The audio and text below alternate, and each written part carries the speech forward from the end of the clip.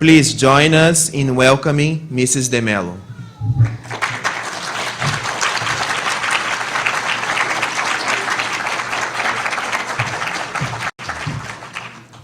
Good afternoon, everyone. Good morning. Sorry, for me this is afternoon. Regardless of time, or space for that matter, we just wanted to say that it is truly an honor to be here, a great pleasure to be with you, but although physically speaking, and by all appearances, it appears that I am above you, or perhaps far from you, but in actuality, it's a fallacy, it's an illusion. I am actually with you, I'm seated beside you, I'm next to you, I'm holding your hand. So today will not be a lecture. I'm sorry. Actually, I will be telling a story. And it's a grand story, because it's a story about love, but it's the best kind of story about love. It's the story that not even James Cameron could ever pull off. It's the greatest story. It includes, loss and gain and death and rebirth. But it's a story that we all know, that's not so unfamiliar to each one of us. I know probably at this point you're looking behind me at the screen and you're saying, she's lost her marbles. I thought I came to listen to a talk about scientific evidence of reincarnation. Somebody should inform her or send her a text message. She prepared for the wrong lecture. In actuality, I didn't. Reincarnation is actually a story much more about love and its transmigration through immortality and its development than it is about death and loss. It is a story that belongs to all of us. It is a part of our history. So we also have to make a disclaimer right off the bat. Because of the nature of our talk, we are not here to convince anyone of reincarnation. We are not here to sway you in one way or one direction or another. We simply will present information that exists for anyone to Google, to look up, to go on to PubMed, to go into your local Barnes & Nobles and pick up different variety of books on reincarnation based on scientific evidence, or at least cases of it. So today, we'll be talking about such things. But of course, if my pointer cooperates with me, because today will be also about the love between me and this pointer, our PowerPoint presenter, we will talk about how we are celebrating 150 years of the Gospel according to Spiritism. And when we talk about the Gospel, it is a book that talks to us about love.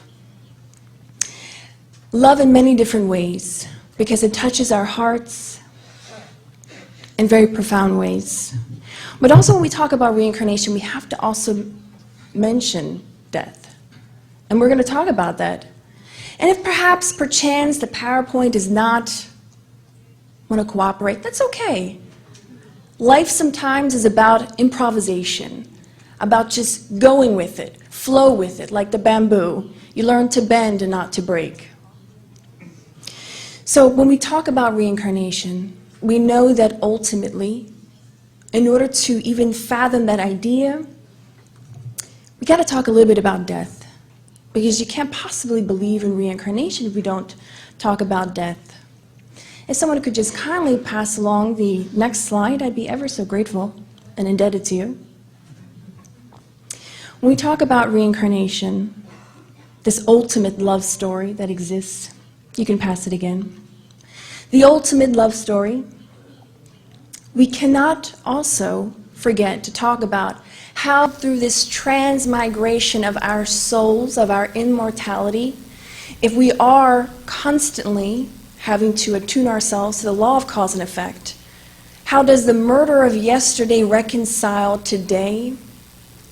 Luckily, in this book about love, if someone could pass the next slide. In this book of love, they talk about charity. And charity is this great, amazing blessing. Because although we have to, you can go before that, one prior to that slide, giving away basically my whole presentation. It's okay. Remember, life is about improvisation. So when we talk about, right, when we talk about charity and humility, it's a path to our salvation. That might appear to be dogmatic in some sense, but it is actually not. It is very freeing. And Spiritism comes to us not as a form of sectarianism to box us in. And you know what's really interesting? I saw this quote the other day. Actually, I saw a plaque, rather. I don't want to be a liar. I saw a plaque, and it stated something. Before I tell you what the plaque said, let me tell you something else. There's a saying that says, think outside the box. But this plaque said simply these words, there is no box.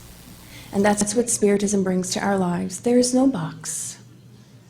And it invites us to leave our preconceived ideas outside and embrace something new. Yes, this is the slide that we wanted to talk about. That charity and humility helps us to attenuate what perhaps personality we were in a previous existence today helps us to be the Mother Teresa of Calcutta and allows us to pay it forward or pay it back in some ways, what perhaps we didn't know before. And selfishness and pride being the path to perdition. These are actually not our words. You actually can find them in the Gospel according to Spiritism. Why selfishness and pride? Because when we only think of ourselves, our love is not being spread out. And if we go to the next slide, we love this quote by Carl Jung. I think at this point we all know who he is. He's spoken so widely of. A great mind, a true missionary for psychology and for life in general. He said the following, we do not become enlightened by imagining figures of light, but by making the darkness conscious. What does that mean, making the darkness conscious? Does it mean that you have to think about dark things? No. It means bringing a light, bringing an understanding to who we are. Not being afraid of being authentic and being okay with that. But as we were discussing before about reincarnation, in the book Reborn for Love, of a man whom we will speak about in just a little bit, Hernani Andrade, if I said that correctly, he says two things. He says the belief of reincarnation requires the acceptance of two premises of which we've already talked about. The belief in life after death, because if you don't even believe in life after death, how could you possibly believe in reincarnation? But also the return of the spirit to the corporeal life by means of new birth. It makes sense, it's common sense that you have to understand these two concepts that are not easy concepts, especially if you've been brought up in a religious arena that does not acknowledge that. But let us use that as we continue on our talk today. Did you know that there was a study done, a couple of studies done, this is just one we happened to pull, that the percentage of Americans, and coincidentally enough, some Canadians or Europeans and some Brazilians, on an average of 20%, slightly above, give or take, believe in reincarnation. The last poll that was done was in 2005. Do we have any Canadians in the room? Okay. Well, we thought it was interesting because as we were trying to be inspired and understand research and why it is that our fellow Canadian brothers, if we could go back one slide. If we could understand why it is that the Canadians seem to have a higher percentage belief in reincarnation, we thought to ourselves, well, it must be that they're so progressive, and that's why they keep beating us in hockey. That's the reason. Well, we don't know, but it's just an interesting tidbit. Perhaps further research really needs to be done as a general to understand. You can pass the next slide. But we also have to define what reincarnation is according to Spiritism. Believe it or not, you might think, wow, Kirsten, you know what it means. Really, did you have to say? Actually, we do. Because there is something called metempsychosis, which some people believe in, some religious arenas. I believe it was Pythagoras who brought about this idea that we could be born again into the bodies of animals as a form of punishment by God. But in Spiritism, we don't look at it that way. We look at it as per this definition in the Spirit's book, the return of a soul or spirit to physical life in another body that has been newly formed. But after all, what is the point of reincarnation? I'm sure most of you could say many things. Well, because we have to grow, we have to learn, we have to evolve, and one day this little guy will evolve as well and work with me to redress previous mistakes and to affect human progress. So this makes sense for all of us, right? One of the things perhaps is not widely spoken too much about, because we always hear about the soap opera lives of people in one existence and come back trying to rectify it in another. But how much do we really actually recognize that there are great minds that are not religious, that are born on this earth, that reincarnate on this earth to push progress forward? In a very amazing book that's written both in Portuguese and English, possibly in Spanish, so most of you have no excuse not to read it. It's called The Psychology of Gratitude by Joanna de Angelis. And it is an amazing book because she gives a facelift, as she usually does, to old ideas. And she says that we should have a gratitude for those that came before us, for the pioneers. But she doesn't just say that in regards to religion, that you should be thankful, because of course we are. It's not an easy job to be a pioneer, but to be grateful for the people who plowed this land, who made things possible for us to be here. We don't often think about that. Probably if you polled the average American to know about our founding fathers, I myself, not afraid to be vulnerable and say, I didn't know too much about my founding fathers up until about 5 years ago. It is a shame. But once we did, it was amazing, and we are grateful for the work that they did, made us being here possible. There are minds that you will never meet, that I will never meet, that made it possible for me, being a woman, I could stand up here and speak to you. Because centuries ago, I would not be standing here before you. And if the color of my skin were much darker, for sure, we would not be in the same room. So we are grateful. So there are great minds that are reincarnating on this earth. One of which, believe it or not, is this little girl named Nujat Ali. She was born in a country of great oppression, suppression of women's rights, and it's quite normal. The same way that you might do things automatically in your life and you just accept it, that's just the way that it is. So in her culture, it's quite normal for young girls to be married off at age 8, 9. Her mother and her mother's mother and her mother's mother's mother did this. This was normal for their culture. So we ask ourselves, well, how is God just?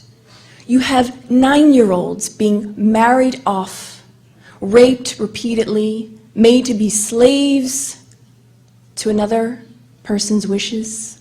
How is that just? The law of reincarnation tells us that everything is in progress. This young girl, we believe, was a missionary.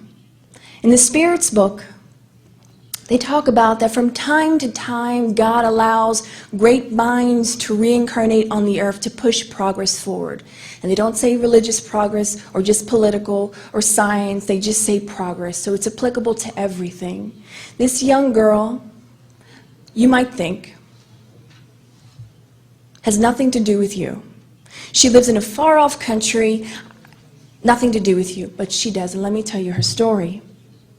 At a very young age, 8 or so, she was told that she was going to be married off to a man, but that she should be calm, tranquil, because according to the law, in actuality, they're not supposed to engage in any sexual activity with their bride until they reach puberty. But much like a lot of things, if you're not in the home of the person, you don't know if they're disobeying that law. Like many cases, on her wedding night, she went to her bedroom and her husband went to his. But then in the middle of the night, she heard her door open and she was violated in ways that only primitive savages could have been there with her. But she wasn't going to stay there in that way like many before her and just take it the rest of her life. She said, I had enough. But she didn't have this egocentric or thinking just of herself, just her own self-love. She thought, I don't want other girls to go through this. It's not right.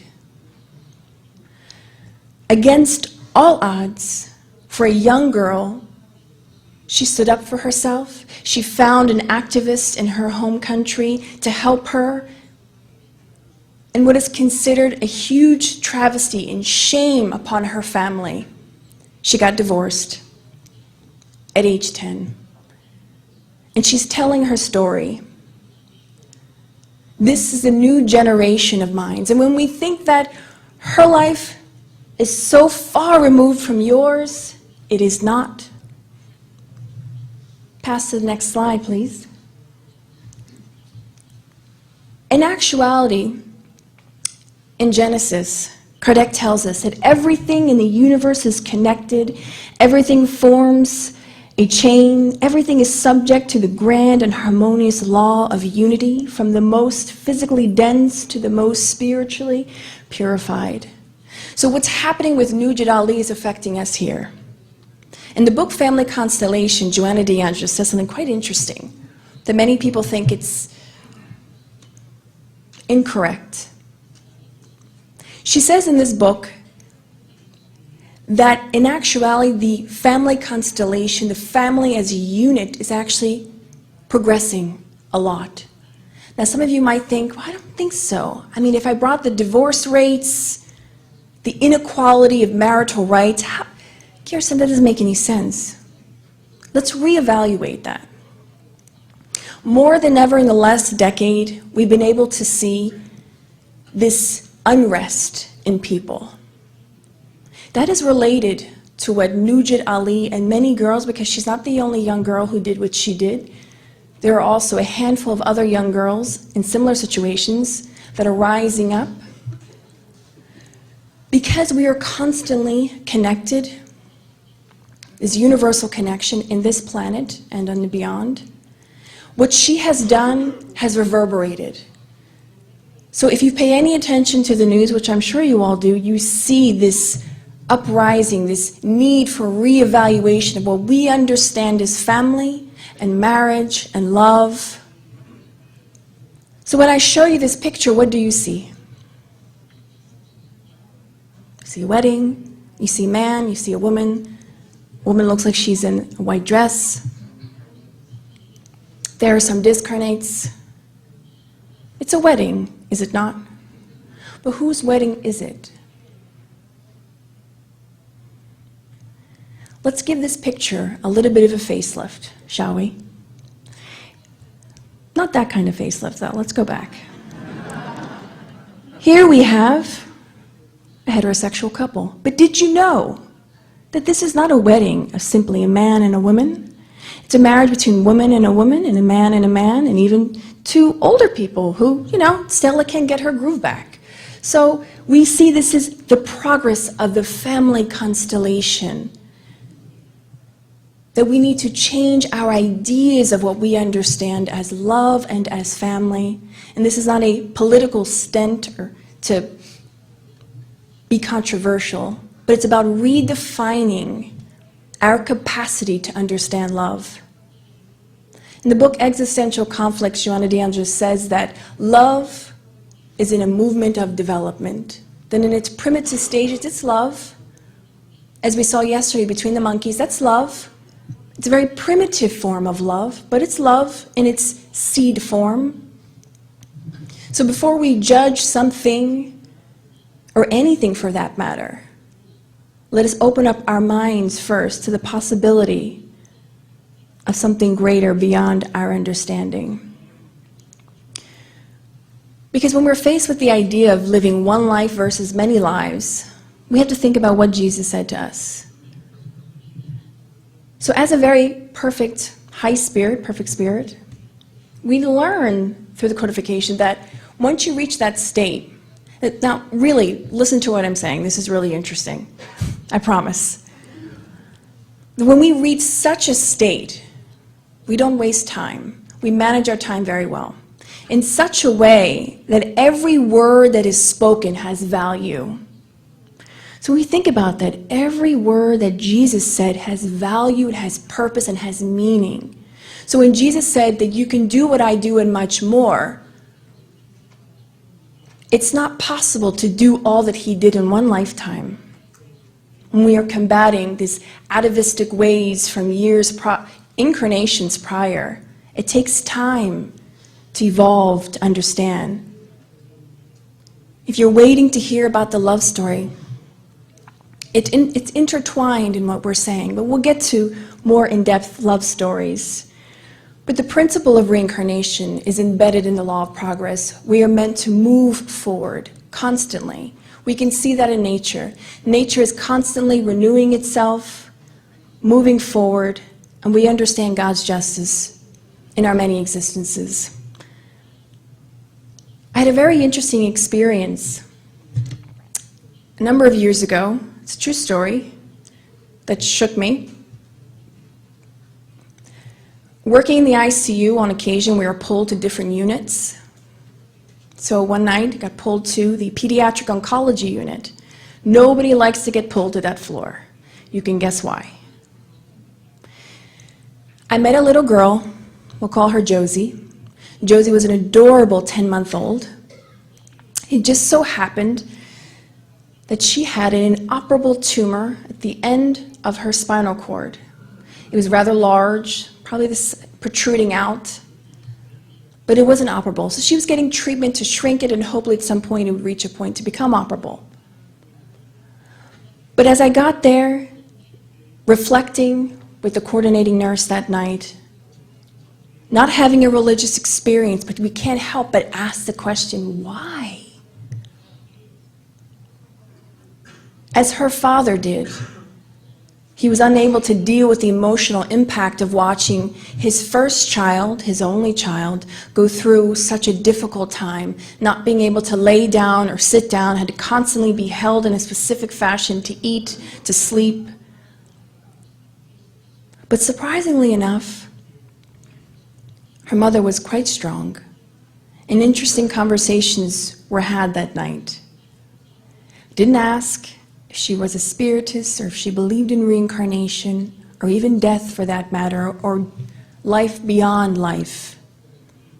But what inspired us the most was her faith that it was going to be okay, that there was a plan that she didn't know about, but that there was a plan. So it's these stories that really shake us to the core, even as spiritists, non-spiritists. We want to understand. But what's interesting is that when it's not your family, sometimes we don't feel as touched. But when it happens to you, it's a different story. I can tell you about the ins and outs of cardiac surgery, what it entails post-operative, pre-operatively. But when it's your father,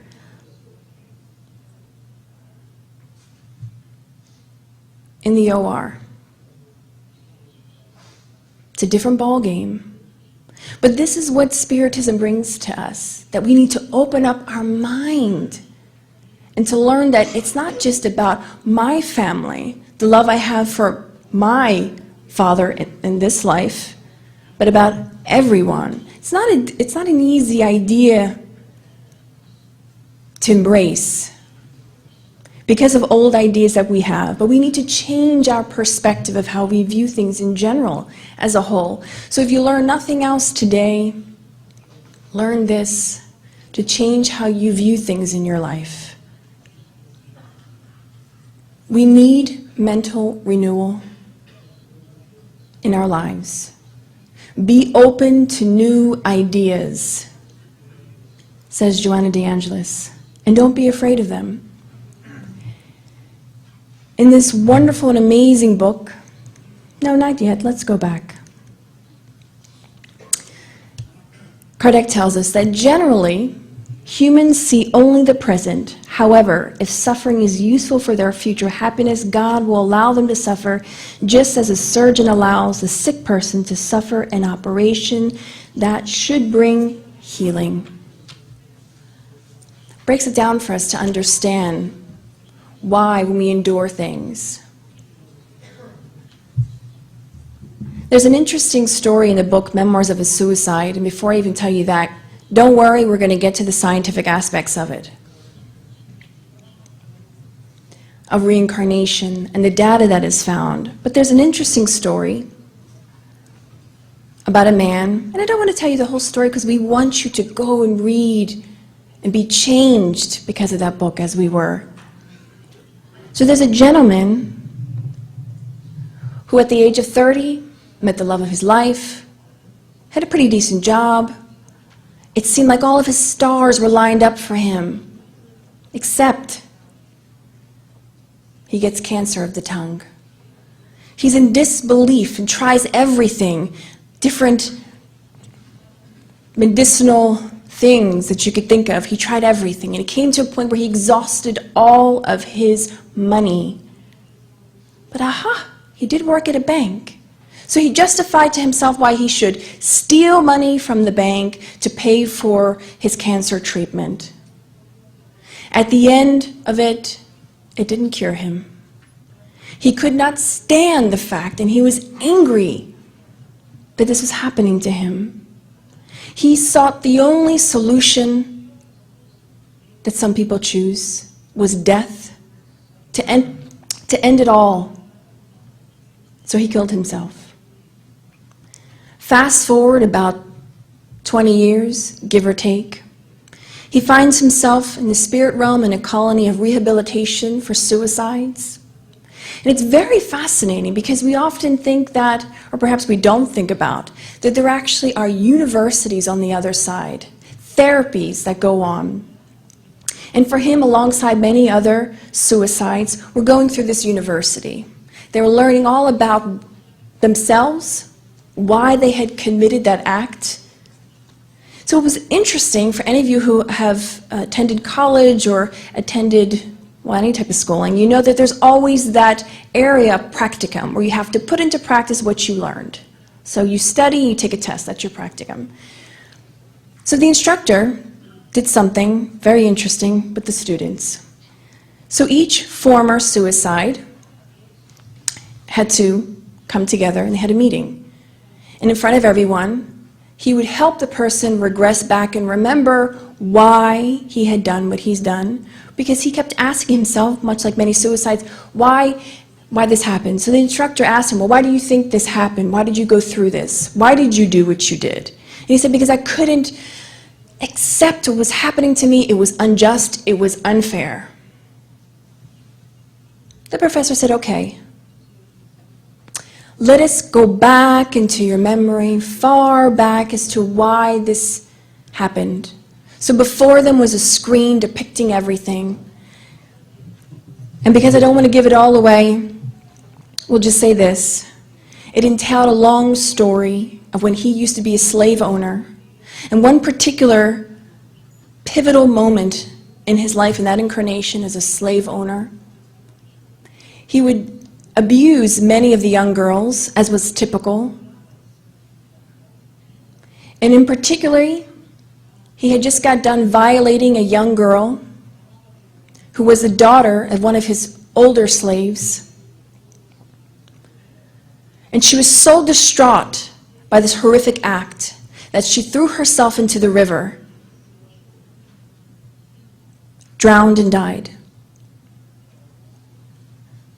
the father of this young girl turned to the slave owner and very calmly just said, "You're a monster." The slave owner did not like that at all. He told the other slaves to go get him and cut his tongue out. And they did. They cut his tongue out. For a few moments, he went into a seizure of pain, bled profusely, and died. And all of this scene is being narrated before him and all of the like-minded friends with him.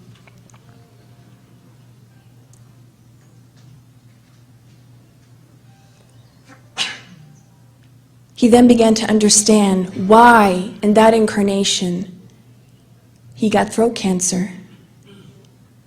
Why, when he was faced with the love of his life, he was never going to be able to have her. I won't tell you the most pivotal moment in that book, but that is a story of love. It is inspiring for us to know that there is purpose, that we are not being punished. There's a misconception about the law of cause and effect as a law of crime and punishment. It is not about crime and punishment. It is simply about education for eternity. And when we talk about education for eternity, we look to the scientists to show us how, through successive lifetimes, can that be proven that we've lived before? Is it a possibility? Let's say right off the bat there's no actual test. It's not like the flu, where you can do an exam to see a lab test. It's not like that. It's not possible. Not yet. We don't have the instrumentation for that. But what they do is what great minds like Dr. Jim Tucker, Dr. Ian Stevenson, Dr. Carol Bowman, and there are many other great minds who have been pioneering in this field of scientific evidence of reincarnation. Dr. Jim Tucker, as I'm sure many of you know who he is, he worked closely with Dr. Ian Stevenson, who has returned back to the spirit realm, has continued his work on children who are presenting with possible cases of past lives personality. He published 2 books, which we recommend you to read, that were very amazing, and some of them were based on the cases of which he studied. And what was interesting in his research that he found was that 60% of children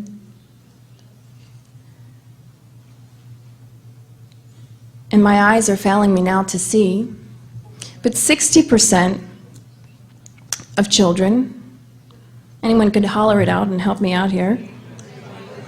Exactly, you all can read the screen. We found it interesting why that was male children were presenting that, and that 70% were usually cases of traumas.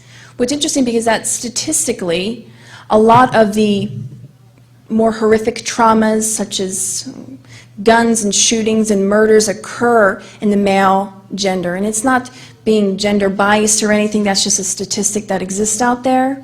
And probably because of testosterone, the inclination of the physical body, or perhaps also of the spirit, not perhaps, for sure of the spirit as well.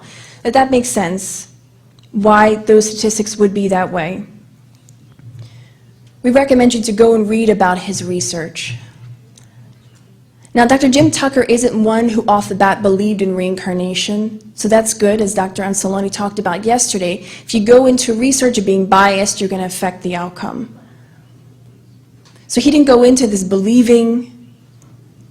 He went in because he was curious, and out of that curiosity has birthed change for us. And if nothing else, good conversation around the dinner table with friends. You can pass the next slide for me. We're going to talk about an actual case suggestive of reincarnation. There is a beautiful book written. Those of you who have ever read a scientific article or publication, you know it's not an easy read if you're not in the field, but Hernani Andrade did a very good job of putting together this book in such a way that's readable for all of us regular folk. The case of Father Jonathan in Kilden, we shall tell you briefly. The story of Father Jonathan was a story of a priest who lived in a specific town. And let us go back even further in the story. There was a young girl, second year of high school, was attending this convent, if you will, an area where they were learning with the nuns. It was a school on the grounds of this convent, more or less. So she was learning all these things about Catholicism, and during that time, they had changed priests, and this new priest had come along named Father Jonathan. Long story short, she actually builds this great relationship with him, but not in a sexual way, in a much deeper spiritual way. And throughout the book, she narrates the actual character, how it was so different and how he did something to her. A sign already that there was a possibility of those two having a previous incarnation together, when you feel something that you cannot explain. Fast forward, she grows up, moves on. She stays in contact with Father Jonathan. Over time, they share letters rather. And one day, coming home from work, a friend of hers who also went to the same school informs her that Father Jonathan had died in a car accident. And at that point in her life, she was already married, had 2 children, but she was very distraught about it. But time goes on as it does, it marches forward. She has her 4th child, and she names him Kilden. But in honor of Father Jonathan, she gives him the middle name of Alexander. Now there was a little joke between her and Father Jonathan, and she used to call him Alexander. You have to read the book to know why. But it's just a little tidbit. So as Kilden began to grow up, probably around the age of 2, when he developed his ability to speak, and she would call him, Kilden, Kilden, come to mommy. He would turn to her and say, I am not Kilden. I am Alexander the priest. And she never took it too seriously. She just thought she had an odd child, especially being number 4. They just seem to get weirder as the number increases of children we have. So she chalked it up to just nothing, but it continued to happen. Experience after experience, he began to narrate things that even she had forgotten about, experiences she had alone with Father Jonathan. And one day she said to him, Mommy, one day I was riding my motorcycle, I hit my head, I went boom, and I came back and I'm a new me to come be with you. And he would narrate this scene for her over and over again, till finally she began researching to find out about Father Jonathan and what had happened to him, because she was told that he had died in a car accident. She got in touch with this notable figure, Hernani Andrade, and a group that he pertains to, a research group that studies these cases. He's a parapsychologist and scientist, and subsequently a spiritist. So this group of theirs researched her case thoroughly, studied all the facts, and basically they came to the consensus that it's quite possible that it was a case of reincarnation. Why? Well, because they went through this scientific analysis. They asked themselves, was it deliberate fraud? No, she has no reasoning, no money to gain from it, no one to impress. He didn't have any living family that she knew of, so there couldn't be a deliberate fraud. What about cryptoamnesia? What a word. Who knows what cryptoamnesia is? Don't worry, don't feel bad about yourselves. I didn't know what it was either. Cryptoamnesia, it's from the Greek kryptos, hidden, basically meaning literally hidden memory, and in parapsychology, it means the possibility of engraving on our conscience all info obtained by our senses, including info not consciously perceived. Okay, what does that mean? So the possibility of maybe his mother giving him ideas as he's growing up, telling him about Father Jonathan, but she didn't do that. Although she had a deep affection for Father Jonathan, she would have no reason to talk to her son about Father Jonathan. There was no correlation between the two. The possibility of telepathy. It's possible that the mother transferred these ideas in the child, and this is the scientific analysis they use throughout their cases to rule out, because remember, there's no hard, fast test they can do. It's more like a ruling out process. So telepathy is always a possibility, but for the extent that the child was presenting it wouldn't make sense. And for other factors as well.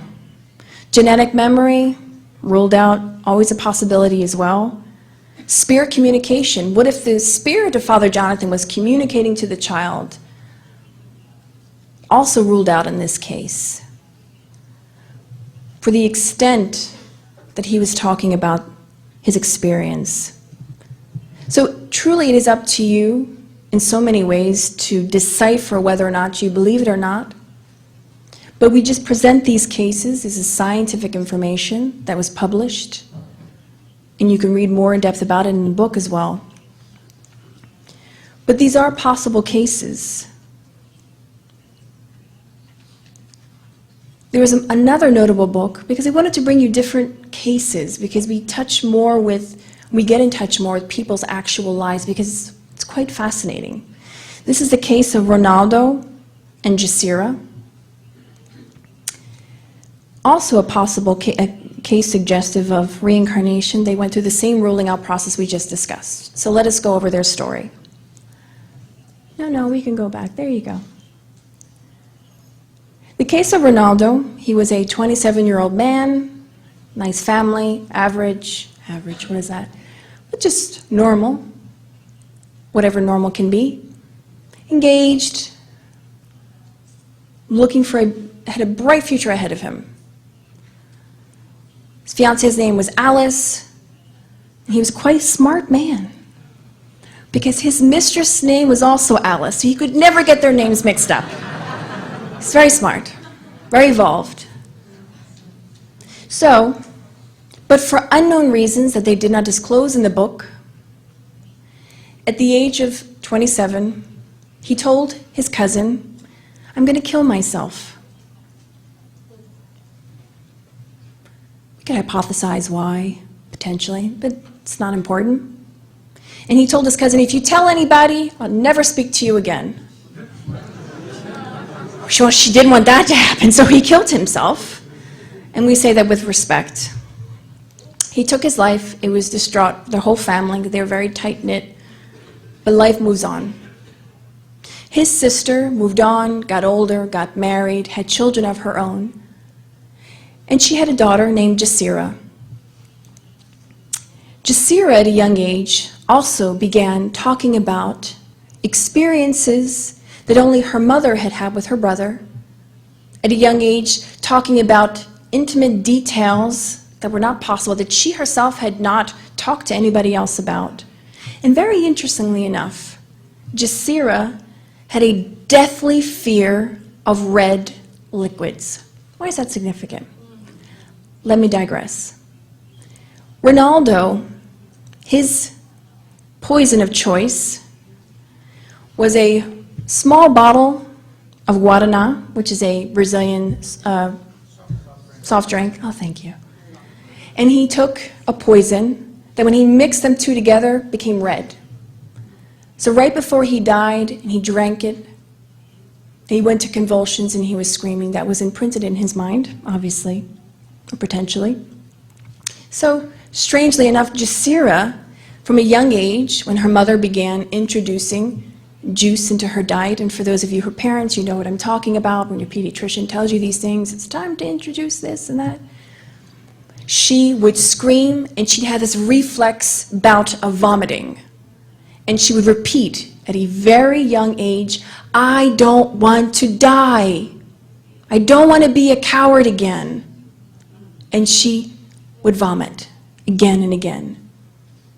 And even actually up until she was much older, when Hernani Andrade went to visit her much later in the book, they talk about she still had that same reflex reaction to red liquids. There are many other details that she talks about, but in the book, you talk about how it couldn't be deliberate fraud because the family was already aware of the possibility of this being the reincarnation of Ronaldo, but they were told by a medium not to reveal it or mention it or talk about it at all because you run the risk of what they talk about in the book Action and Reaction called reflex circumstances. What does that mean?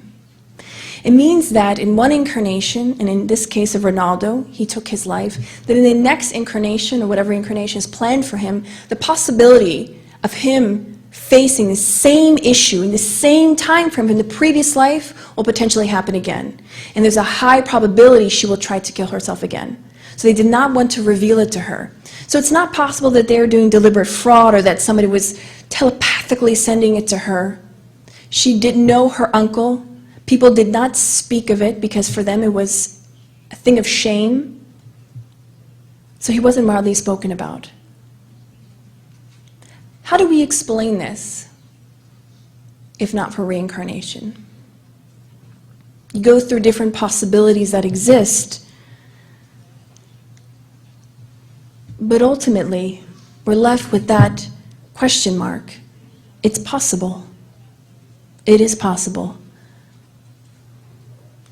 But the most beautiful words that Kardec have shared with us in the book, What is Spiritism? He says, either reincarnation exists or it does not. Simple. It does or it doesn't. You die or you don't die. There's life after death or there's not life after death. It's one or the other. There's no in between like maybe. Either is or it isn't. We had a very dear friend of ours who used to always say, Kirsten, look, I like Spiritism, but I just want to, make sure that I'm going to be okay in the afterlife, so I follow all religions just to, keep myself in check. So I believe everything, because when I die, I don't know what's going to happen. So it's funny, but in actuality, it's true. It's how she feels. But there's a question that Kardec asks in this book, and we wanted to leave it for you, for ourselves, for one another, for us to let it ruminate in our mind. And he says the following: are those who are not orthodox in the strict sense of the word, but who do all the good they can, and who are kind and indulgent toward their neighbors, and honest in their social relationships, be less assured of their salvation than those who believe in everything, but who are hard, selfish, and uncharitable? If we believe in a thing, but that thing does not change us, who is better off for it? And God would be vastly unjust if those who didn't have this comprehension weren't also allowed to live in bliss and harmony, because ultimately we all are destined for something much greater. Reincarnation is a love story. It is a love story that we all play a part in different roles, in different arenas. The charity of reincarnation is that reincarnation, it strengthens family ties where a single life would destroy them. It's quite comforting for the mother of Kilden, for the mother of Jasira, for many other mothers who experience this. And you and your family might have, and it's probable, statistically, Spiritist science, that the people you have in your family or people you knew before in previous incarnations, you have come back today to redress and rectify and do it better this time. Because we can't go back yesterday and fix it. We can only work on what we have today. Through our vast incarnations, we're given this opportunity to work on past errors, to develop morally and intellectually. There's nothing wrong with going to school and getting an education. We have to have both wings to fly, the intellect and the morality. And this generates universal love that the Dalai Lama talks about. Because I have my family that belongs to me, and my partner, and my spouse, and my kids. But one day, my spouse will be somebody else's spouse. My children will belong to somebody else. So they're not ours. They belong to God and to all of us. I'm not speaking of polygamy here, just universal love. Just in case those of you were wondering. But ultimately, we're learning about more tolerance. Not just tolerance of your neighbor, tolerance of yourself, of our faults. If you were present here yesterday, you learned about being vulnerable and being okay with being vulnerable, with being who you are right now in this personality. Don't worry about what you were before. Because if you're really curious, look at your tendencies. Look at what you have a tendency to do, and that's who you were, who you temporarily are, but the potential for you to be something greater is possible. If you've learned nothing else, if your heart wasn't moved, I shall leave you with a little joke. It's actually quite serious, or true rather. On the airplane ride here, as we've taken many trips these past couple of years, it seems like torture. Every single airplane is made the same way. You have to pass through first class to get to the back of the economy where everything's squeezed together. And I turned, not to my partner, not to my husband, to the person who I share my life with. And I said, oh, one day, before I die in this life, I would love to ride in first class. He turned to me in his loving eyes and said, oh, darling, don't worry. You have many incarnations for that. Thank you very much.